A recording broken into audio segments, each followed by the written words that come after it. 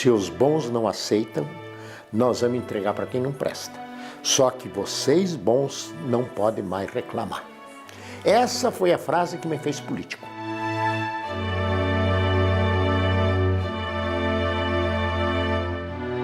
Eu nasci no Rio Grande do Sul, num município muito pequeno. Hoje é município, na época era um distrito de Vacaria, município chamado Ipê. Até no interior de Ipê, numa localidade chamada Vila Segredo.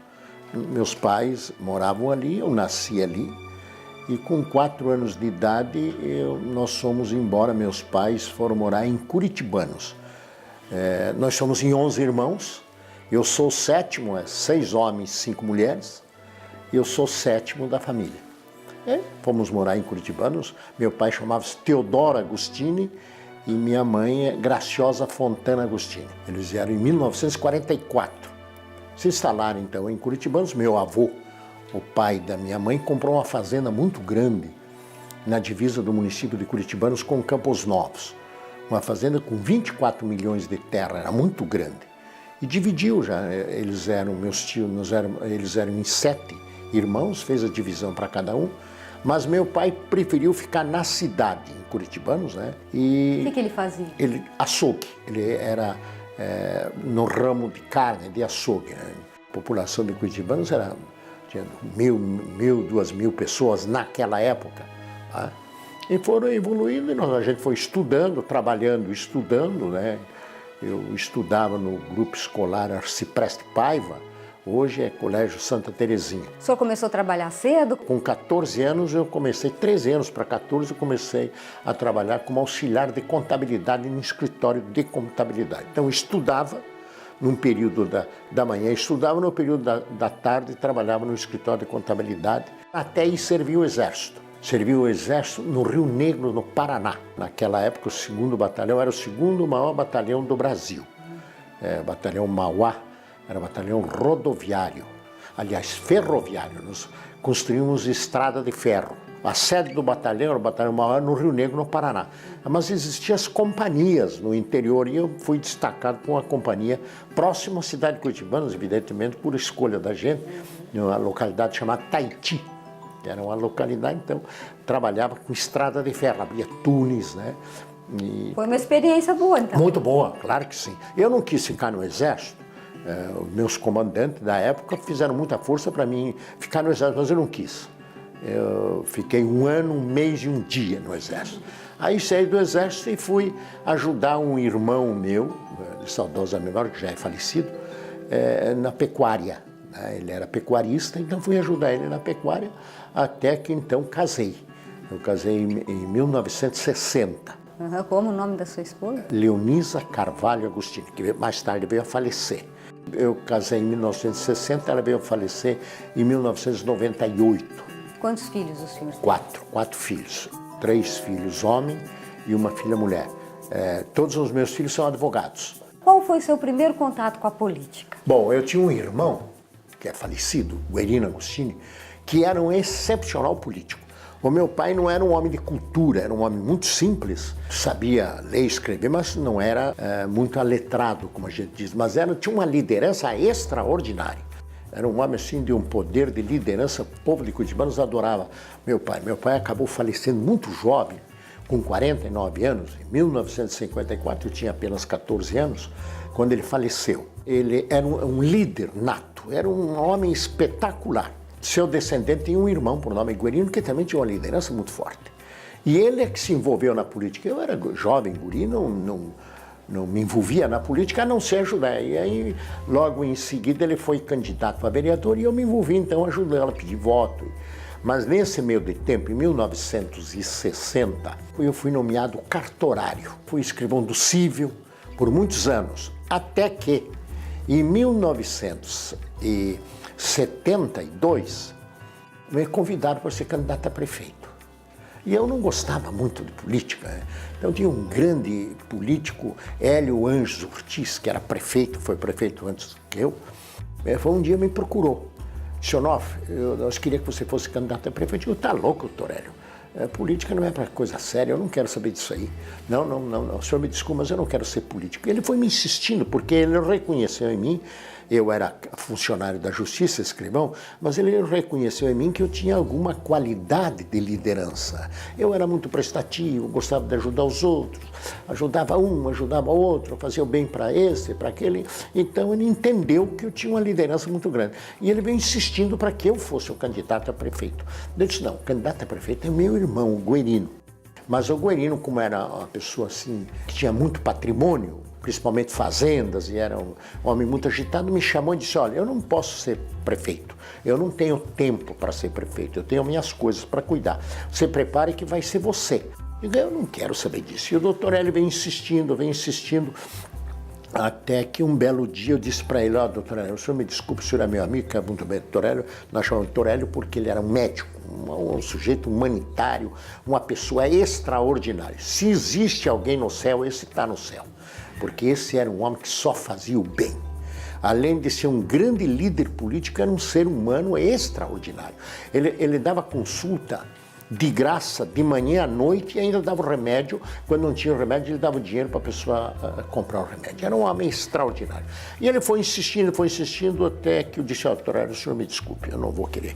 Ser política não é para mim, eu não gosto disso. Aí ele me deu uma frase que ficou marcada na minha vida. Se os bons não aceitam, nós vamos entregar para quem não presta. Só que vocês bons não podem mais reclamar. Essa foi a frase que me fez político. Essa frase a noite inteira não dormia. E a falecida minha esposa bateu, o que você tem?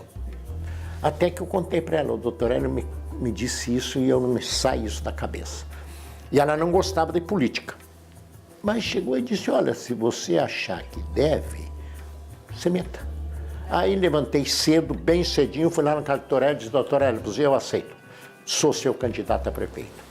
E disputei uma eleição muito difícil, porque disputei contra um homem, além de ser rico, era um homem extraordinário chamado Ulisses Gabuardi. Era um empresário muito rico, mas além de rico era uma pessoa formidável. Então eles até diziam assim, é difícil o Onofre ganhar essa eleição, porque é capitão das indústrias contra o pé de chinelo. E quais eram os partidos? Eu era Arena e ele era MDB. E disputamos a eleição e eu ganhei a eleição. E ganhei até com uma certa folga. Votaram, na época, 6 mil eleitores e eu ganhei com 632 votos de diferença. E me fiz prefeito, então, jovem, assim, com 32 anos, cheio de ideais e tal. E fiz uma boa administração. Curitibanos era uma região, um município muito difícil de se administrar, porque havia muito conflitos políticos, não ideológicos, era conflito de liderança. Tanto é que existia bar de um partido com bar de outro partido. Bar da UDN e bar do PSD. Né? Que não podia ser visto, o da UDN não podia frequentar o bar do PSD, o PSD não podia frequentar o bar da UDN. Então era muito conflito lá, né? Conflito de liderança, se matavam, muito briga, muito tiro e etc. E eu mudei isso. A primeira coisa, assumi a prefeitura, a primeira coisa que eu fiz, chamar os adversários para ir conversar comigo. Aqueles que foram meus adversários, embora amigos, mas adversário político, natural. E eu tentei mudar esse quadro. E, graças a Deus, essa foi a minha grande virtude, foi mudar o quadro, a imagem política de curitibanos. Custou para construírem a cidade de Palmas, em Tocantins, 200 milhões de dólares. Se nós tivéssemos mudar a capital de Florianópolis para o centro do estado, foi Curitibanos porque era o centro, é o centro do estado, ia custar mais ou menos isso.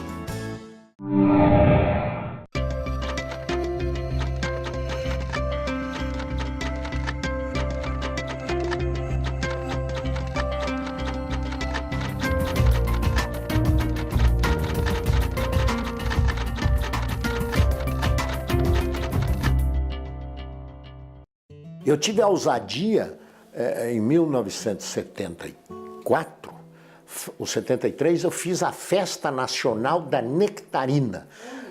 Isso foi as lideranças, você está louco, Onofre? Curitibano não tem estrutura para fazer uma festa dessa.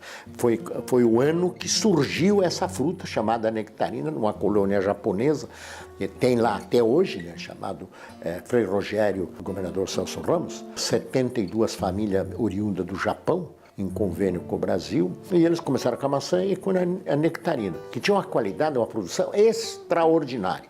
O problema é que naquela época não existia caminhão frigorífico, era transportado. Então eles escolhiam a fruta de manhã para levar para São Paulo. De manhã até a tarde chegava lá, a fruta apodrecia porque não tinha câmara fria, então os japoneses, a fruta não deu certo. Muito embora a qualidade da fruta era muito boa, era a melhor que existia, tanto é que os entendidos diziam que se produzia melhor a nectarina ali do que no próprio Japão. Então eu fiz a primeira festa nacional da nectarina, para chamar a atenção do Brasil inteiro, porque nós era totalmente desconhecido na fruticultura de clima temperado. Nós tínhamos uma agricultura muito forte, a madeira muito forte. Você vê, em 1958, nós tínhamos aproximadamente 350 serrarias. Era muita coisa. Nós tínhamos a maior reserva de pinheiro araucária do mundo. Quando eu fui prefeito, diminui isso para 15 serrarias.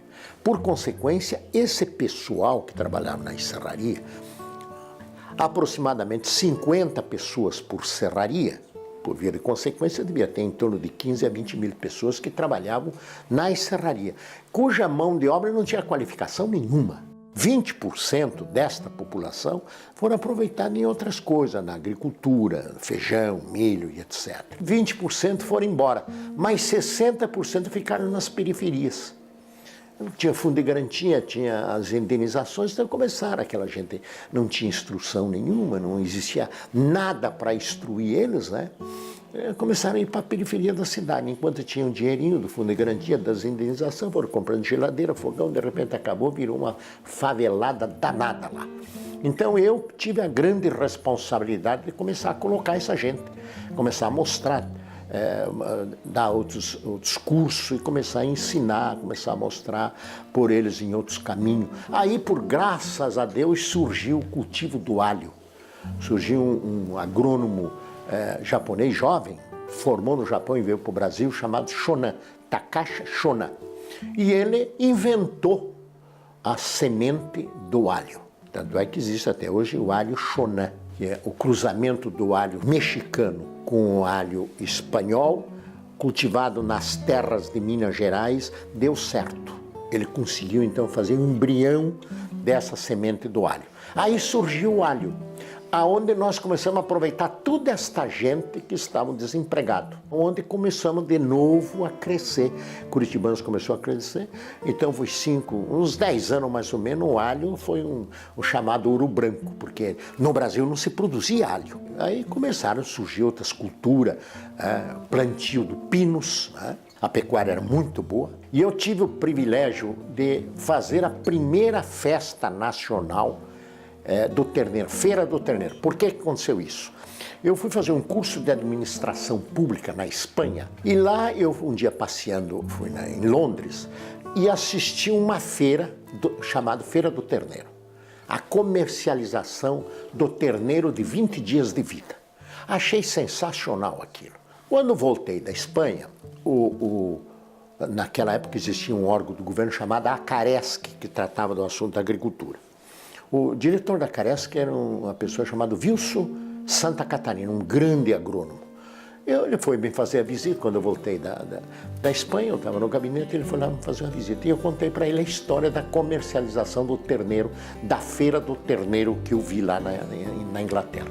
Disse, nós podíamos fazer o seguinte, não fazer que nem na Inglaterra, nós vamos fazer uma coisa nova. Vamos comercializar o terneiro de ano, um ano de vida. E vai ser muito bom. E contou a história, como é que fazia. Eu disse, mas ponha isso no papel. Ele colocou no papel, marquei a audiência, o governador era o Conde Reis. Fomos lá, argumentamos com o governador disse, sabe que gostei. O presidente do BESC, naquele tempo era BESC, era o Jorge Bornaus. Ele passou a mão no telefone e ligou para o Jorge. Ô presidente, vai ainda aí o Onofre e o presidente do sindicato e o doutor Wilson Santa Catarina, pode abrir esse crédito que eles querem, eles vão te explicar. Foi lá, contamos para o Jorge disse, ponha no papel, faça pedido. E fizemos isso ali mesmo, no palácio. Fizemos pedido deles, pá. E nós realizamos a primeira feira brasileira do terneiro, foi a primeira.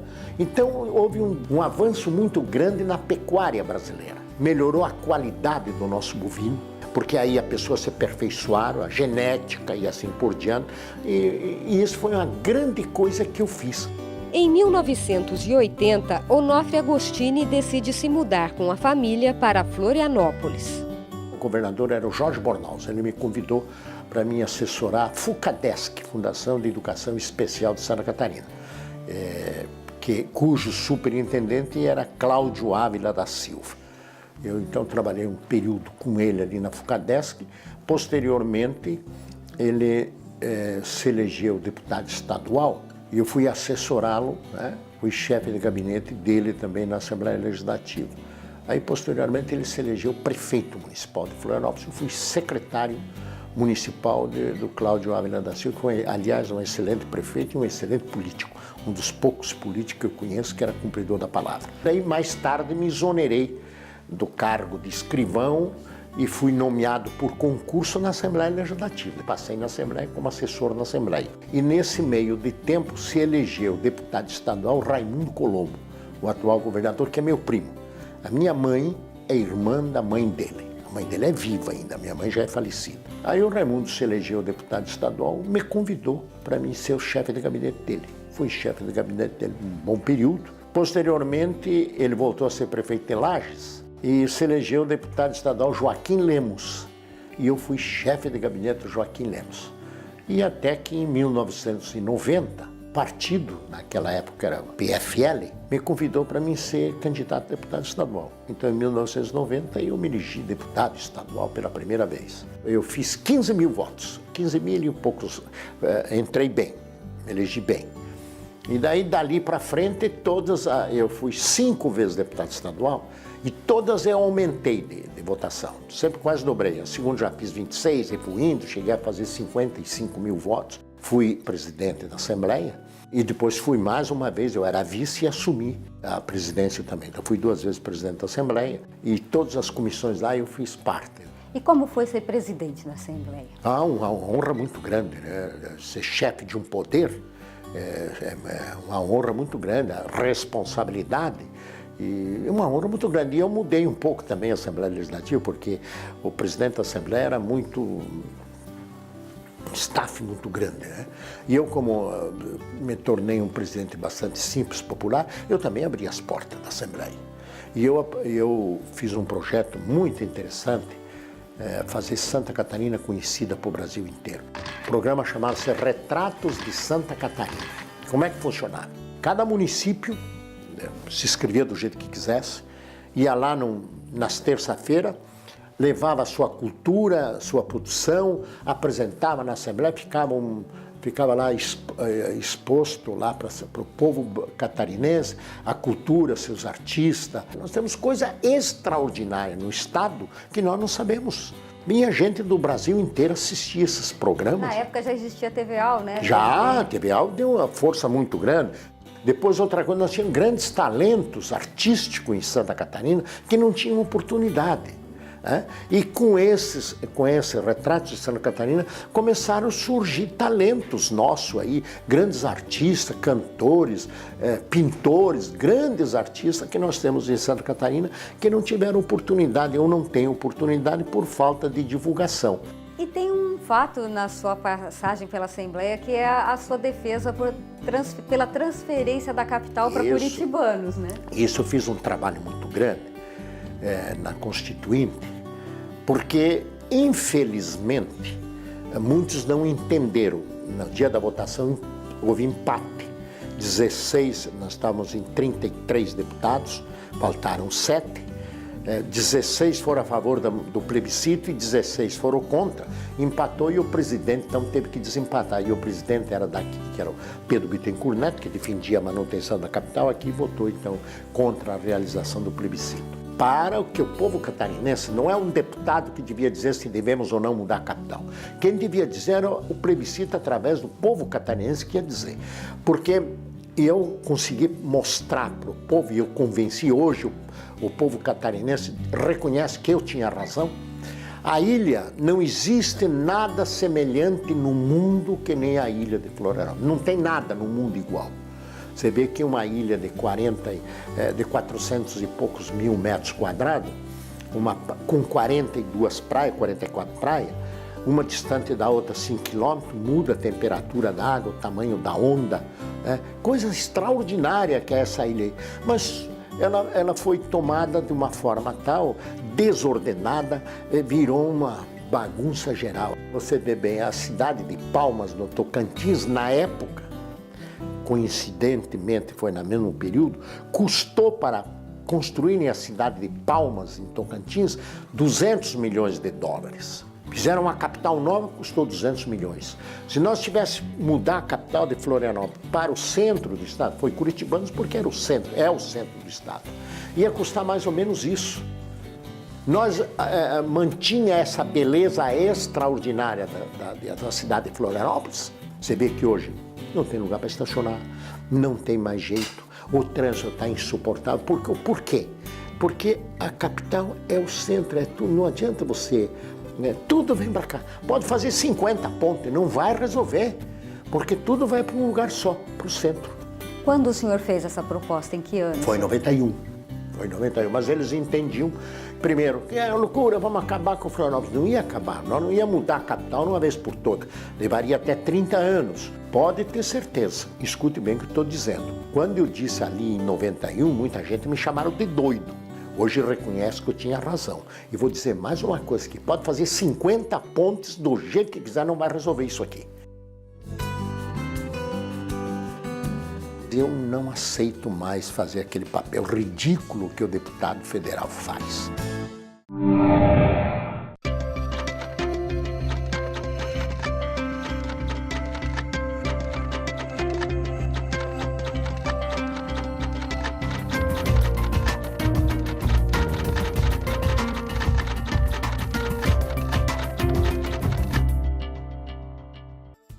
Em 2007, o então deputado estadual Onofre Agostini assumiu a Secretaria de Estado do Desenvolvimento Econômico. Em 2010, voltou para a Assembleia Legislativa e, no final do ano, se elegeu deputado federal. O partido me chamou, quem me convenceu até foi o Raimundo Colombo, que é meu primo, me chamou e disse, se você vai ser candidato a deputado federal. Eu disse, não. Mas a vaidade do ser humano, né, eu resolvi disputar a eleição para deputado federal e acabei me elegendo e graças a Deus fiz um bom trabalho lá, né? Tanto é que a revista Veja e o Instituto Rio de Janeiro me escolheram como o melhor deputado do Brasil. Eu sempre brinco, né? Eu tenho um compadre, Osni Batista, lá em Curitibanos, que é meu compadre, mas muito meu amigo, e ele diz, compadre, quem te conheceu, o ranhento, dando topada em pedra lá, é ser o melhor deputado do Brasil, um caboclinho que nem você, realmente é muito importante, né? Pois é, fazendo o quê? Pelo trabalho, a dedicação, o esforço, e eu não quis mais disputar a eleição, vai ser mais candidato, por algumas razões, mas a principal pela frustração. Eu tenho um irmão que mora em Campos Novos e ele me disse assim, você não se acovarde. Não desista, não se acovarde. Digo, não vou me acovardar. Mas eu não aceito mais fazer aquele papel ridículo que o deputado federal faz. Por quê? O que o senhor imaginava e como foi? É que eu, como me habituei a ser deputado estadual, o deputado estadual aqui faz as coisas acontecer, você faz as leis, faz as coisas acontecer, porque você está perto das bases. Lá não é assim. Você debate, fica a noite inteira debatendo, lutando, de repente reúne-se os líderes e os líderes dizem, não é nada disso, vamos por aqui. Então existe lá na Câmara dos Deputados uma ditadura dos líderes. Quem manda são os líderes. Eu até brinco com eles lá, eu não devia eleger o deputado federal, eleger o líder. Santa Catarina tem direito a um líder, vamos eleger um líder e ele que vai lá mandar. Porque nós, deputados, só fazemos o papel ridículo de faz de conta, é uma enganação, vai lá, discurso, o povo fica, os prefeitos vão lá, você promete emenda, arruma emenda e não sai o dinheiro, afinal de contas, para mim não serve aquilo. E assim mesmo, olha, apenas 0,5% os deputados federais conseguem aprovar projetos, 0,5%. E eu tive o privilégio de aprovar, já se tornar lei no Brasil, né? O teste da linguinha, que teve uma repercussão internacional, já é uma lei. Como é feito o teste da orelhinha, o teste do pezinho, para diagnosticar com antecedência se a criança nasce com a língua presa, chamada língua presa. Agora tornou obrigatório esse teste. É obrigatório agora, nas maternidades pública ou privada é obrigatório. Nasceu a criança, tem que ter alguém para examinar, ver se a criança tem a língua presa, para não ter que sofrer lá quando adulto. Quantas pessoas você conhece aí que tem dificuldade em falar, de pronunciar palavras pela chamada língua presa? Depois de adulto não dá mais. Esse se tornou lei, tem uma repercussão inclusive nos Estados Unidos, na França, na Alemanha. Essa foi uma lei de minha autoria. Foi uma lei também que regulamentou a profissão de motorista de ambulância. Todos os motoristas são importantes, mas o motorista de ambulância tem uma importância significativa. Por quê? Ele não transporta mercadoria e nem transporta pessoa normal. Ele transporta pessoa debilitada, que tem que estar na hora certa, no lugar certo, no momento exato. Ele às vezes tem que ser padre, psicólogo, tem que ser médico, tem que ser até banco. Porque eu conheço muitos motoristas de ambulância que conduzem o doente, os familiares do doente não têm dinheiro nem para se alimentar, o motorista que tem que bancar. Então, o motorista de ambulância é uma profissão extraordinária, mas não existia essa profissão. Qualquer um podia ser motorista de ambulância e nós regulamentamos. Agora falta apenas ele se sindicalizar para o sindicato, então, criar esses direitos deles. E tanto é verdade que existe alguns sindicatos já, a associação no Brasil foi criado, veja bem que orgulho para mim, né? Um simples caboclinho que nem diz Osni Batista, criaram o Instituto Nacional Onofre Santo Agostinho no estado de São Paulo. E o senhor, ao longo de toda essa trajetória política, deve ter recebido muitas homenagens. Ah, claro que sim. Eu já tenho título de cidadão, passa de 50. Muitas coisas que a gente ajudou, principalmente os municípios pequenos, então se reconhece isso, né? Vai ficar alguma coisa por fazer que o senhor tinha algum sonho e que não vai dar? Minha esposa, essa esposa que eu vivo, a Elisa, ela me pergunta qual é a tua frustração? O que você não está satisfeito? É saber o que eu sei hoje. Eu não queria saber muita coisa que eu sei hoje. Infelizmente, o Brasil vive um momento dramático, um momento difícil. E, como diz o caboclo, você dança conforme a música ou eles te passam por cima. Então, eu prefiro chegar no fim, no crepúsculo da minha vida pública honrado, né? Deixar a política não quer dizer que eu vou sair da vida pública, não. Eu posso ajudar em outros setores, posso ser útil em outros setores. Como candidato, não. Como candidato a deputado federal, infelizmente, eu não quero mais ser. O senhor tem netos? 4 netos. E o que o senhor procura passar para esses netos? Tenho mostrado para eles que hoje não vale a pena ser político. Tanto é que eu tenho um filho que trabalha na Assembleia Legislativa que tem o meu sangue nas veias de político e eu não deixei ele ser candidato. Eu entrei na política na época que a política valia a pena. O homem tinha palavra, o político tinha palavra, você tinha partido, você era partidário. Você dizia uma coisa e cumpria. Hoje você não, infelizmente, não é só o meu partido, todos os partidos é igual. Se alguém perguntar quem é Onofre Agostinho, o que o senhor diria? É um homem simples, um homem comum, preocupado com o bem-estar do povo e preocupado com a família. É um homem simples, não tenho vaidade nenhuma, não tenho... Meu princípio é fazer bem para os outros. Errar, claro que eu errei. Se eu não errasse, eu não estaria aqui. Até dizem que se eu não errasse, eu estaria no altar, né? Até diz que Santo Onofre é o padroeiro dos bêbados. Eu estaria protegendo todos os bêbados do Brasil. Agora tem uma coisa, se os bêbados votarem no padroeiro, eu estou eleito com sobra. É brincadeira, evidentemente. Não, mas é claro que eu erro, evidentemente que eu erro, mas eu procuro acertar, fazer o bem para os outros, sem fazer mal para ninguém. E como o senhor resumiria essa sua trajetória política? Ela foi muito simples, mas foi muito útil. Pode ter certeza que eu fui muito útil para o meu município, fui muito útil para o meu estado e fui muito útil para o Brasil.